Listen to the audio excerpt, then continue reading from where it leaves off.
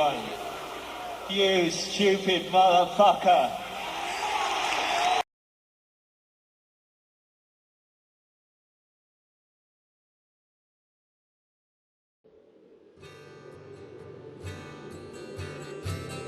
We would zigzag our way through the border of pain.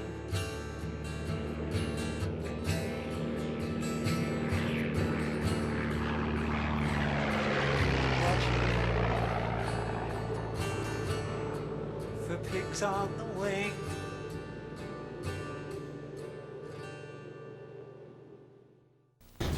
I'm wondering if willing to go into our studios in London whenever you have some time off this summer, if you do have it. We can do a duplex from studio to studio. You'd be in one of the studios, we'd be in our Montreal studios. We'd be live, speaking to each other. Sure. And we go do something a little more elaborate. Okay. Why not? Who should I get in touch with? Set up Robert McLeod or Steve. Yeah. Robert McLeod's the best to have. Vito, not Sawyer. Ok. Est-ce que ça va? La porte est fermée? Ok. Test de voix, ça va bien pour tout le monde? Oui, ben pour moi ça va. J'ai le plaisir d'accueillir à l'émission radio-vidéo David Gilmour. Monsieur Gilmour qui a commencé sa tournée nord-américaine. That's true, you haven't played any other dates. You just started the tour here, right? Quebec, In yes. Quebec. And then going to the States afterwards. Dans le month around Europe. 1, 2, 3, 4, 4, 5, 6. Test de voix. Okay, first of all, is there anything that you don't want to talk about? No. Wide You open. can talk about anything you want to. Okay, wonderful. Mr. David Gilmour, welcome to Radio Video. Merci. I would like to start off at one point that'll enable us to move up to your most recent album, going way back, okay? To the time when as Pink Floyd was working together, David Gilmour and Syd Barrett were in it at the same time. That was only about a month, but That was only about a month. Right. And then Syd left and you more or less took over for him. yes, Is that correct? that's true. Yes, that's what happened. Okay. Did the Floyd take on any particular direction or a different direction at that time when you moved in? Well, I mean, Syd was the primary writer and singer of all the material up to that point. So, of course, with him being gone, a change of direction was necessary because someone else had to be writing the material. And, yes, I mean, we did go into a complete change of direction. Were you didn't work lyrics at all then? No, I haven't done many lyrics for the Floyd throughout my career. There's only 3 or 4 songs in all that time that I've actually done the lyrics for. It's sort of a new experience for me trying to write lyrics at the moment. With your solo albums? What prompted your solo career? Well, I like to work. I like to have something to do. And I can't get all of Pink Floyd to go out and work whenever I want to do it. So I need another outlet for myself to be able to go out and work, make music, perform live. It's very hard to get the others to come and play live and stuff, and I want to be able to do that. So setting a solo career in motion is something to keep me busy when the Pink Floyd are all resting. Do you feel as satisfied in your solo career as you do working with Floyd? Yes, I think so. I mean, it's too early to tell. It's there's a long way to go, with the solo career. It's only the start of it for me, and I'm enjoying it immensely. I'm sure I do find it very satisfying, but it's just a different thing. I mean, I enjoy and I'm satisfied when I'm working within Pink Floyd, but this is equally satisfying, I think, but I can't really tell you. It's a bit too early. The Final Cut is an album with a lot of controversy behind it. We all know that there was a misunderstanding or conflicting ideas between you and Roger Waters. Can you give us the root of that conflict? The root, I don't really know. It's very hard to pin down the root. I mean, basically, Roger had one idea of how he thought the album should be, and a very strong idea of how he wanted it to be. And I simply thought he was wrong in the approach to it in several areas, and told him so, tried to get some change, and he wasn't willing to, and it got to the point of arguments being so sort of severe, because our outlook was so opposed at that time, that he didn't want me to continue producing it because it was not achieving anything. It was just, my opinion was so different that it was just being counterproductive. So I stopped working on the production of the album and left it entirely to him. I said, well, you know, you go ahead and do it, finish it. And so he had the opportunity to make the album exactly the way he wanted to make it. And I went in and played guitar when I was required. And that's how the album finished up. Personally, I don't like it very much. I still think that the way I wanted to do it would have been a much better way of doing it. What are the different ways? How did you see well, I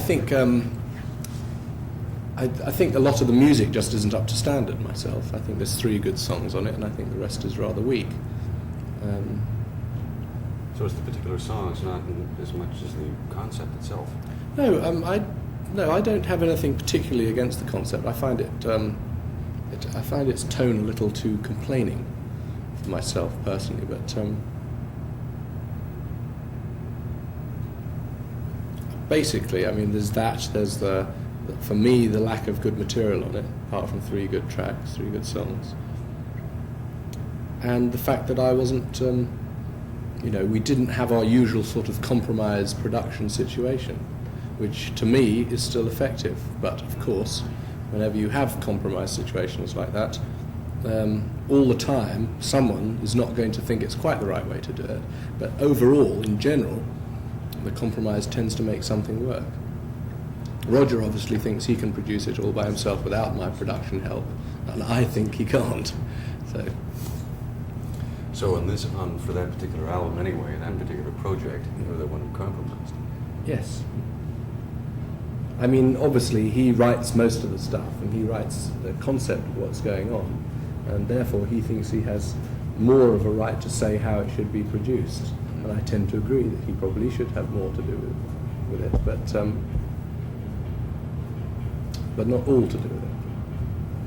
I heard the album was supposed to be a soundtrack to a movie. Originally, it was supposed to be the soundtrack album to the Wall film, with the extra bits of movie music that we did for the Wall film, and 1 or 2 extra tracks that were on the movie of the Wall that weren't on the original Wall album. The concept itself, you said that you agree with it. Well, there are aspects to it that I agree with and some that I don't, but it's Roger's idea. It's not a subject that I would have picked to work on, myself, but I'm quite happy to go along with that. Did that create any kind of tension that might have, or that probably does work against the Floyd coming back to the game to work on future projects? I don't know. No, I think I don't know. I mean, I don't know what will happen in the future. Whether or not if we do another album again, it will not be done like the Final Cut album was done. That's for certain. But how it will be done, I'm not sure. I mean, we'll have to achieve a better compromise situation between us to do another album, and that will have to be agreed before it gets started. So, but you know, I mean, everyone goes through periods of varying rationality during their lives, and I think myself that Roger's had a moment of rather irrational thinking at that period of time, and maybe he'll get over it. Maybe he's over it already, who knows. He had something, you know, he had something driving him within himself that was making him do it a certain way and not able to compromise. Excuse me, David Gilmour.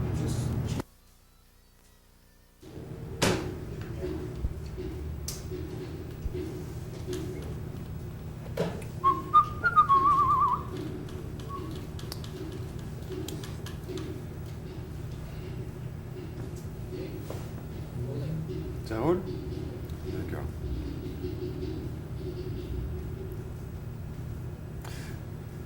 Your first solo album, did you do it just for fun?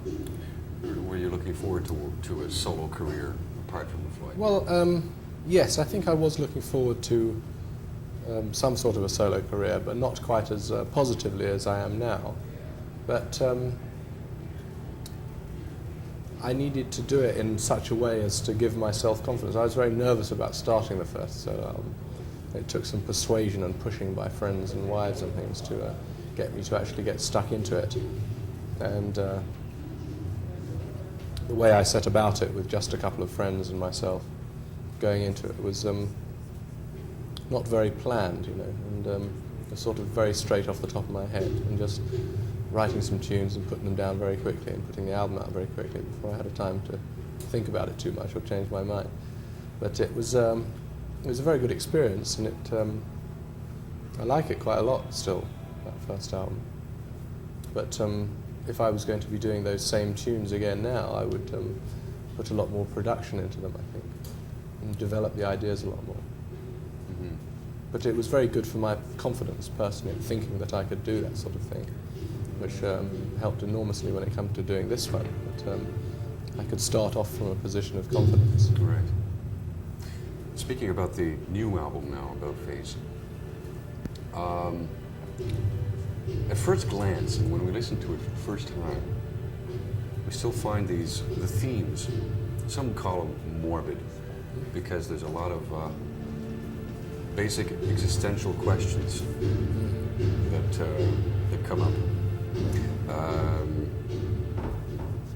Speaking about death, insecurity, things that strangle us to death all the time, things that we twirl around in our minds, that end up haunting us. A lot of people have said that is very hopelessly depressing, but I don't know, maybe I kind of feel that there's something else beneath that, some kind of wisdom that is evaporating from all of that. Is that true? I don't know. I wouldn't know much about my wisdom. No, I just write about the subjects that come to me. You know, maybe I've been around Roger too long and I've caught some of these things off him. I don't know. I don't want them to be depressing. I mean, some of them are. Certainly, some of them are involved with lots of those subjects, like death, murder, and nuclear bombs going off, and all those sort of things. But those are things which I think about, and those are things I tend to discuss in the songs. But I don't think they're done in a depressing way, individually or the whole world. I mean, yes, as a collective. no, I mean I have a simple, basic belief that we have our 70 years and 10 span on this earth, and that's the end of it. And life is as simple as that. What comes after? Nothing comes after. You're snuffed.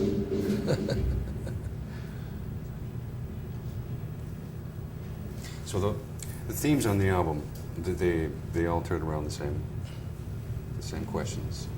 It's cheerful ones. Yeah. Tell us a bit about Blue Light, for instance. Well, Blue Light is the lyric on the album I'm probably the least happy with, I should say. It started off being about Margaret Thatcher, and then I sort of thought it was a bit boring, getting too into political things like that.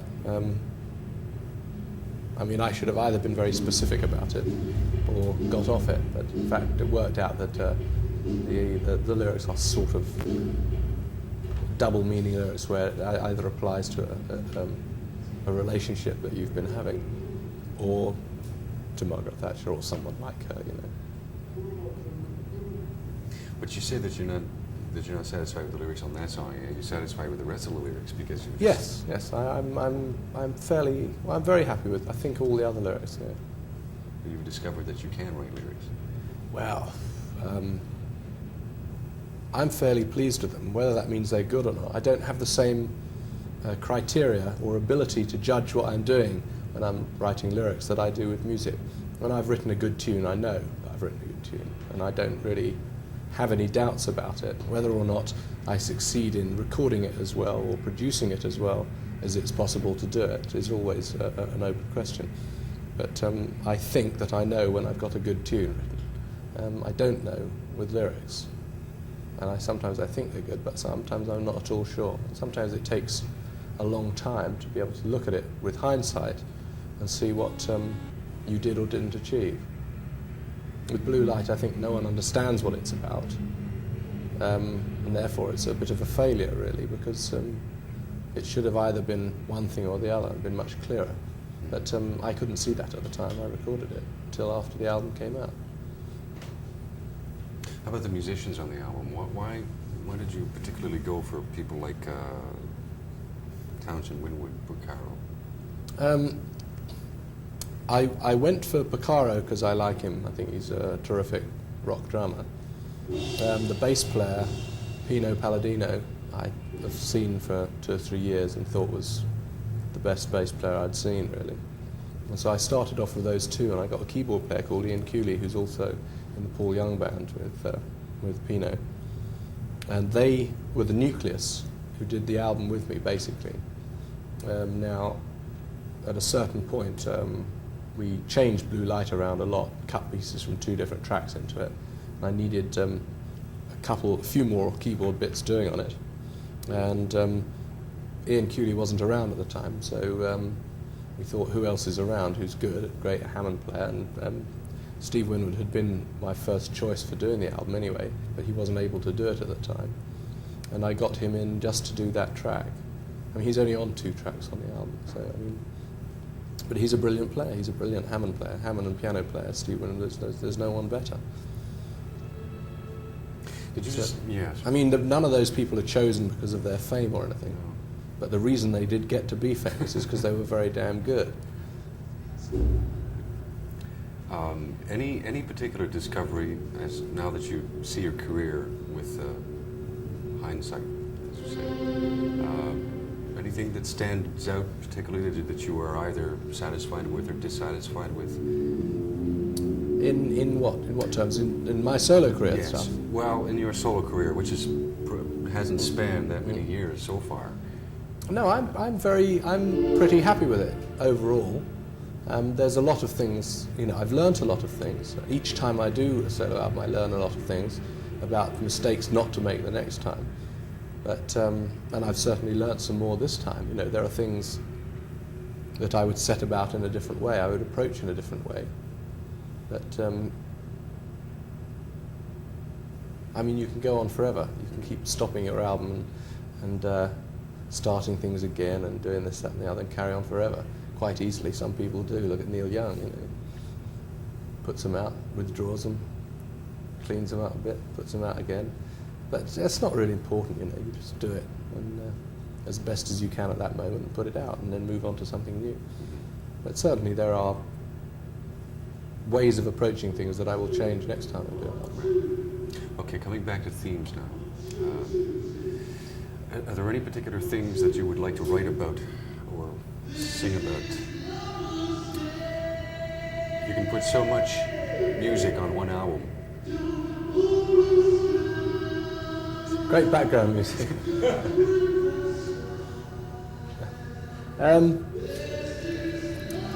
No, I just think of themes that, you know, I wait for them to sort of arrive in my head before I start writing about things, usually. I don't really start off thinking very hard about what to write about. I just wait till something enters and then expand it. But I haven't got anything stored up, really, ready. You know, I haven't thought about what I'm going to be writing about. I've never been particularly interested in sort of fictional writing, if you know what I mean, in terms of writing songs where you make up a story and sing about it. I'm much more interested in writing about the way I think and my feelings and things, you know.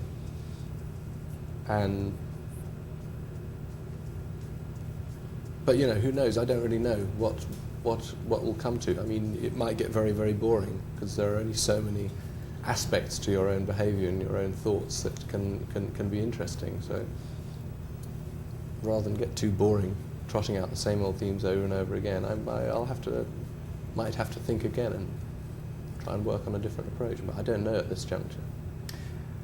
In terms of satisfaction, Excuse me, Mark. yes. We'll change the cartridge. Okay. How much longer do you...